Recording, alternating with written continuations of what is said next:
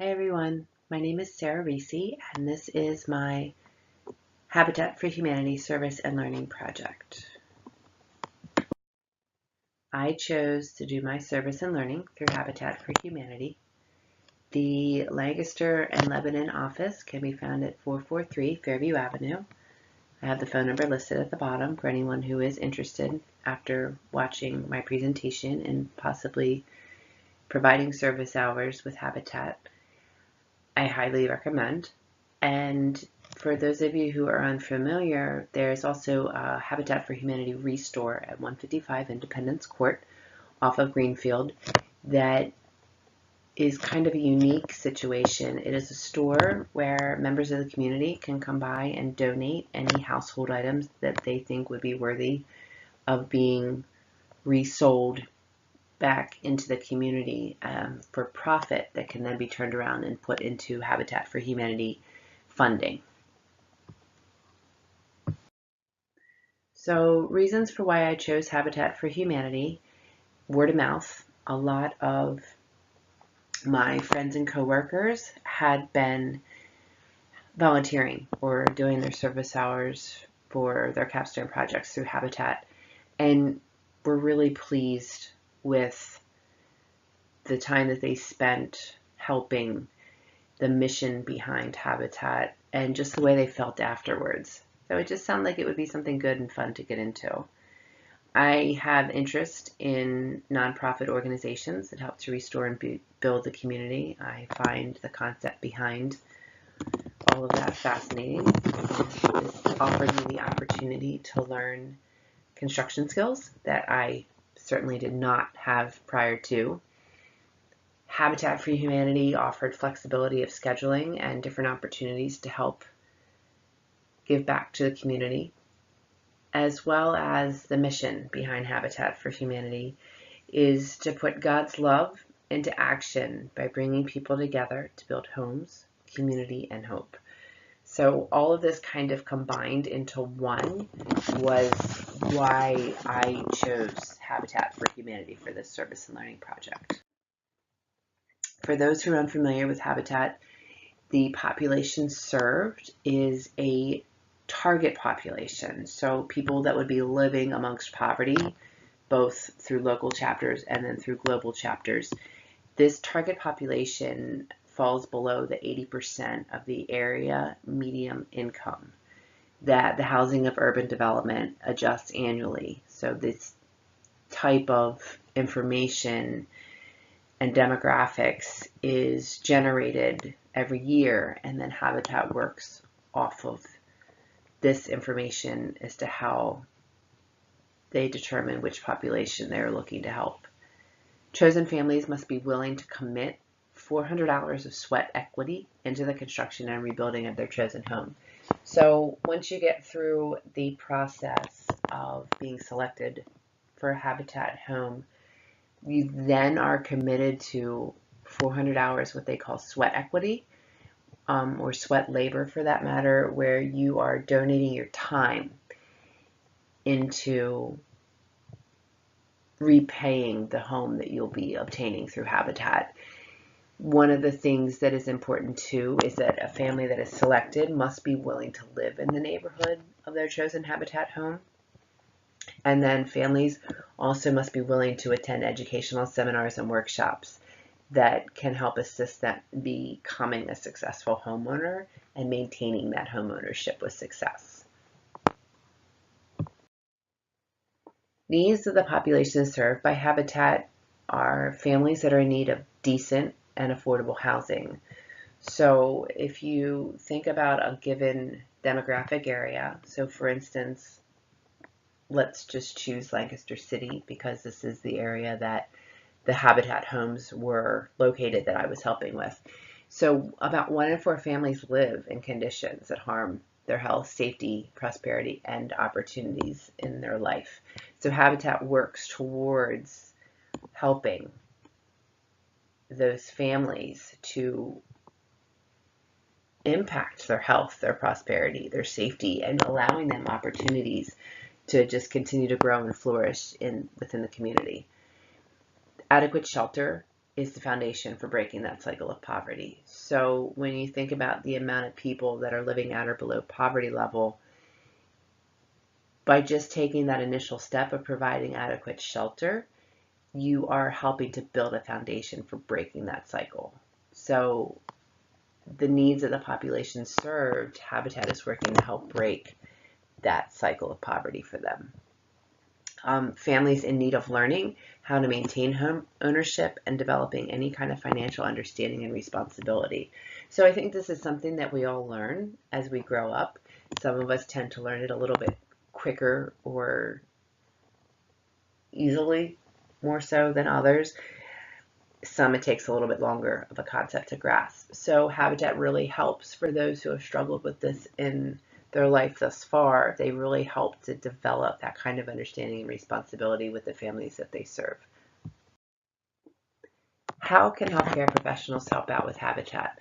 So this can be done through any kind of service work education on healthcare within the community.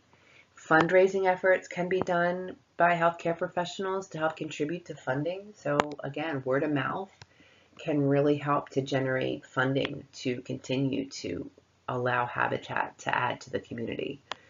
Healthcare professionals can help by providing service and sweat hours, just getting down and dirty and sanding and painting and laying flooring. Healthcare professionals can also help by educating on the need for safe and reliable housing as it relates to health within the family and the community to help to spread the word on Habitat's good work. So it's just another way that healthcare professionals can continue to spread not only service, but also just education on how to maintain health. So 2 jobs at one time. How my Habitat service and learning project unfolded. This was originally not my first choice for this service and learning project. However, the facility that I had chosen to do my work with initially, just everything fell through. So again, word of mouth, when I was looking for a company to do my project through, I just kept hearing really wonderful things about Habitat. So through friends, they had told me where they were getting their service hours, and it was just a really great resource for me. So I signed up for orientation and service hours just online. It was as simple as that. So I just went on the www.habitat.org and logged in, gave them my email, basically went through some orientation questions, watched a couple of videos, and then I attended just an hour-long session at the Restore where I got to learn a lot more about the philosophy behind Habitat, how it started, the work that they do. It was just very simple. So just that ability to get things done, the flexibility was truly worth its weight in gold, you know, when you're trying to work a full-time job and also going to school. So I chose to do 6 hours within the office, and then I did 24 hours of construction sweat hours. The office work was nice because I had the opportunity to really see the behind the scenes action where the homeowners are selected. I got to listen in on a few phone calls when the homeowners were first being contacted that they had been selected for a home. So it was kind of cool to hear that approval process go through and then to see the funding that goes along in developing these homes and just learning the concept behind the mortgages and how homeowners are getting these homes and they're paying them back with a 0% interest rate on their mortgages. And it was just really great to see the success stories of how people had been approved and then they got their homes. And then I even got to read about one family that had just paid it off over the course, I think it was 20 years, but they had just paid off their home and how much their entire family had just truly were able to flourish under having a home and stability and learning about home ownership and different education projects and just the service work in general. The entire family really benefited from the process. I also got to learn new skills and build confidence, which, you know, everybody was very supportive in taking the time to teach me new skills and just being patient with the fact that I didn't always do this kind of work. So it was a learning process, and it just gave me this really great sense of confidence while helping to, at the same time, rehabilitate homes for those in need. Improvements for habitat. This was a difficult question for me to come really to a conclusion. I unfortunately didn't spend enough time just in the 30 hours to really develop a sense of ways to improve a non-profit organization that was doing really great things for the community. One of the things that I did find that was a bit of a struggle while I was working with Habitat was that with volunteer work, there's a lack of commitment there because people just figure they're volunteering. Why do they need to let you know if they sign up and then they can't make it? So there were times when a no-show from a volunteer could really throw a wrench into the plan for the day, because you would then be a laborer short that they had figured out their allotted projects and how many people would need to be working on each specific project. So this really could lead to a delay. And really the only improvement I could think of from the time that I spent there to truly get an idea would just be that repeat offenders of a no call, no show should not be allowed to sign up after, so many times of not showing up, because it really it would allow other volunteers to fill that spot and there would not be a delay. That was really the only improvement that I thought could help. So my service and learning objectives was to learn 3 ways that Habitat for Humanity helps to benefit the members of the community in need. I would have assisted at least 3 times with the construction process and helping to rebuild a home within the community. And then I would have helped to work within the office 2 different times, organizing paperwork and files associated with a nonprofit organization. So my objectives were all met. I was able to provide the ways that Habitat benefits the members within the community.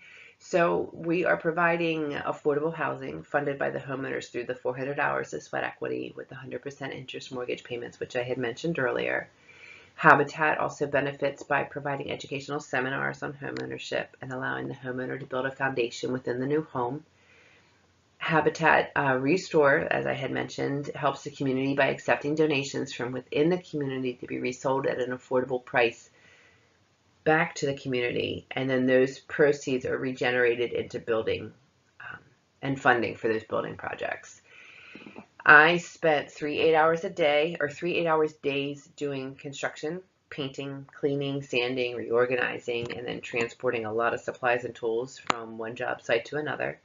And then we also were able to build shelves with power tools, which was kind of cool because I had never really had much experience with power tools. So it was kind of exciting and thrilling and scary all at the same time for me because I'm not the most mechanically inclined person. So it's pretty cool. My office work was spent recording messages. So the voicemail for the volunteer coordinator was pretty backed up when I was there in the office that day. And so I was listening to voicemails. And it was just really cool to hear the different backgrounds of the people that were calling in and looking for volunteer opportunities. Just so I got to take down their messages. Some people were doing community hours, whether it was for something legal, something just for, like we were all doing for school, or perhaps just wanting to get involved. Retirees that were looking to donate their time. And there was a couple moms too that were calling that wanted to get their children into working with Habitat and just kind of getting their feet wet with service work. So that was really neat to see all the different walks of life that were looking to volunteer. So my service work made an impact. I was an extra set of hands to help paint and clean, sand and build and transport equipment. I was a piece of that puzzle that helped come together to prepare these houses for 2 different families. I helped to ensure volunteers were available for upcoming projects so that the project manager's needs could be met. I donated my service along with others for the greater good of the community, and my service work really helped to make a family a home, and I got to help lend an extra hand for the construction crew, and I really felt great about the service work when I was finished. So my Habitat impacted me personally because I learned that I could do light construction work. I learned that I was capable of more than I thought was possible. I came out of each day tired, sore, and with an incredible sense of accomplishment. And I made new friends. I found passion in service work and had the intention of returning to Habitat once my school was finished.